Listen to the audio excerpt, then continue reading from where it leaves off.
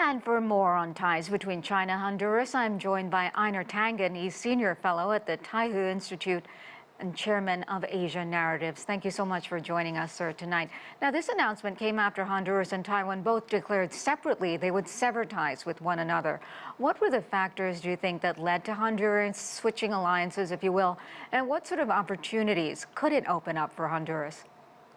Well, this is really about economics at the base. They've seen, what, 5 other countries, including Panama, notably, a very close American ally, basically switch allegiances and say that they're recognizing one China.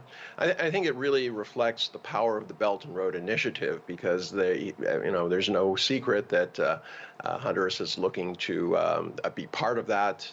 They want infrastructure. They're particularly interested in a dam project, which will allow them to provide electricity. Very important in a country that is now doing a lot of value added in sewing and knitted wear, which obviously needs electricity.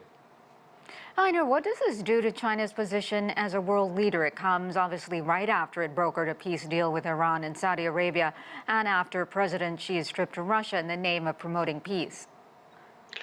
Well, I mean, I think it's really reflective of the approach that China is using. They have now 3 initiatives: development, security, and civilization, which basically stand for trade, respect, and also making sure that one country's security is not dependent on the insecurity of another country.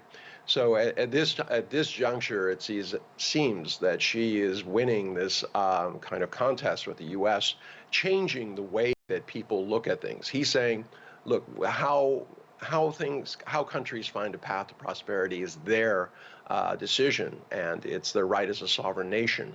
But what we need to do is have a common way to get there, and security, trade, and respect are the basic essence of creating this new multipolar world order. It's very much different from the U.S., which has always said, look, there's only one end, and it's democratic, liberal capitalism, and the development process is just how we get you there.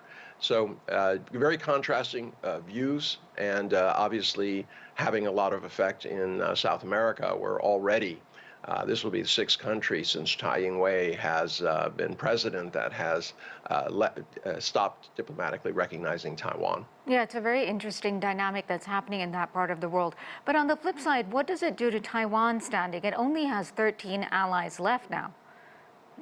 Well, yeah, Taiwan is fighting a losing battle. They still have a number of countries, and Tsai Ing-wen is due in a few weeks. Or shortly, I should say, to go to South America. Belize and Guatemala are on the agenda. Obviously, very embarrassing. Right now, it makes Taiwan even more dependent on the United States, which is really the only one that is going against the 3 communiques that were signed between China and the U.S. that recognize one China. Revisionist history now is the U.S. is saying, no, we didn't really mean that, or, I know that's what it looks like it says, but that's not, how we interpret it today. So it opens up a rift. Unfortunately, as I said, being dependent on the U.S. Brings danger to a situation between China and the U.S. if the U.S. is encouraging Taiwan to be independent.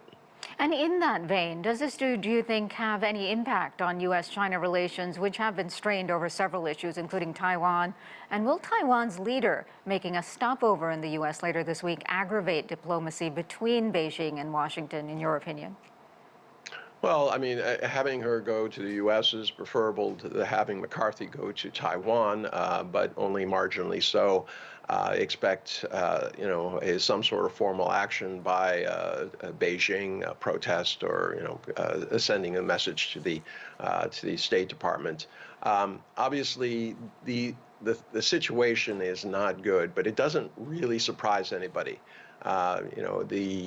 Taiwan, it was stuck in a situation where geopolitically it was supporting the previous administration under Hernandez, who was, of course, not looked on very favorably by the new government. And you get kind of tarred with the support that you give especially somebody like Hernandez, who actually did do a grandstand visit to Taiwan to bolster his chances in the election.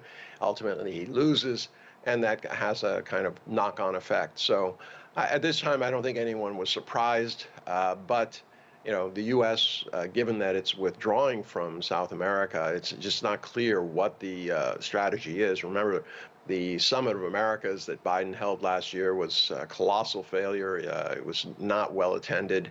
And obviously, all the rhetoric about immigration and all the problems coming from south of the border is not helpful either. Okay, we will have to leave it there. Thank you so much for your perspective, Einar Tangen.